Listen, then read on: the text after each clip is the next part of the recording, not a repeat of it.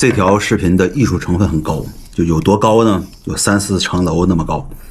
我将会在这条视频里给你分享，哪些能拍，你不需要任何基础，哪些能拍，而且拍完了以后那个视频的艺术效果还很高。然后我会告诉你怎么选题，就好多人拍着拍着呀，不知道有什么东西，没什么可拍的。我告诉你，取之不尽、用之不绝的选题从哪来。然后我再告诉你们为什么你们拍的那个视频，就是你做了这么长时间，结果不好，原因是什么？我能找到你那个卡点。然后我还告诉你，哎呀，这个灵感怎么来？为什么有无穷无尽的创意？为什么我拿起短视频就能拍？啊，老习惯啊，就是讲到哪儿说哪儿。首先给大家分享一个简单的方法，就是拍短视频啊，怎么拍啊？拿个手机，冰箱，前2条都是冰箱啊，咱和冰箱过不去了，为啥？因为我家里有个冰箱啊，我得告诉你们，要不然你们不知道，对吧？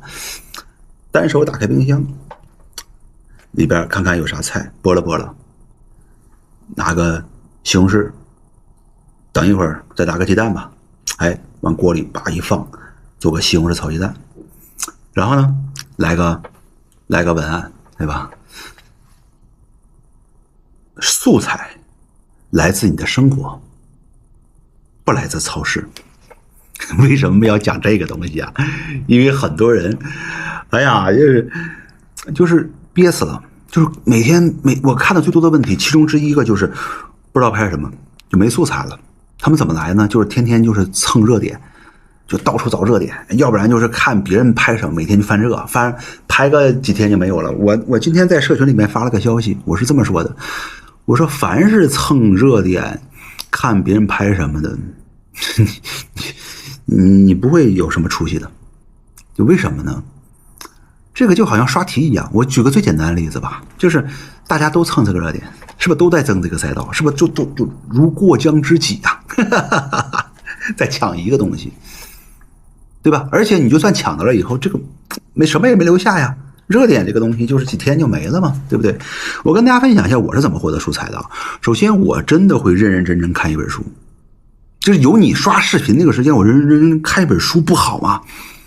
认认真真理解其中一个概念，然后理解完以后，把它随手记到我的知识库里啊，或者是什么呢？我去真正的找几个好的论文也好，或者播客也好，高质量的啊。我跟大家说过，我基本上不看短视频，知识密度不够，就浪费了我的才华，对吧？真的是认认真真看。或者是平时生活中我有灵感，我就随时把它记录下来，或者是什么人问我一些问题，只要是问我的，只要是请教我的，我随时把它记录下来。我告诉大家，今天我刚才查了一下，现在我的问题库有3000多个，3000多个，什么意思？就是我随时可以拿出来就可以拍，而且3000多个素材问题库啊，未来都可能是产生很多很多产品啊。就你要养成往自己的素材库里面，对吧？存放东西的这个习惯。对不对？你没有米，你咋拍呀？天天老看别人拍啥？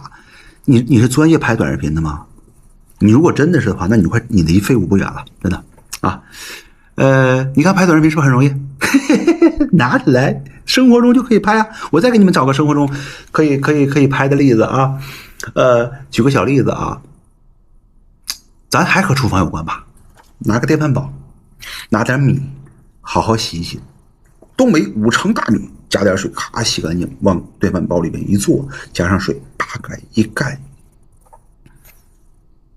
摁一下开始，配段文案，准备了这么久，没有开始就没有结果。为什么呀？因为每天经常问我问题的人都是什么人啊？天天问，胡子哥，我有一个想法，请问怎么做？哇，我就想半天，告诉他可以这么做。哎，过2天又告诉我，胡子哥，我还有一个想法。然后过2天又一个想法，你他娘的叫想法先生得了，你倒是动啊，你开始吧，对吧？你不开始，你老准备，你啥也没有，你饭都吃不着，对吧？我是想到这，我开始拍的。那怎么拍？怎么想？你看我不是跟你讲道理，怎么拍？很简单，这个东西叫隐喻，什么意思？开始吧，关键词是什么？是开始。然后你就想，生活中有什么东西是开始啊？哎，电饭煲有开始，然后你就其实开始都有什么你想，然后和生活中连在一块儿，你触手可及的就有嘛，叭开始了，是不是就很好的隐喻啊？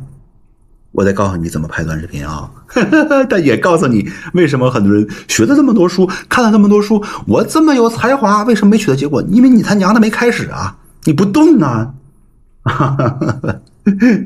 还高认知求人，高认知个屁呀你！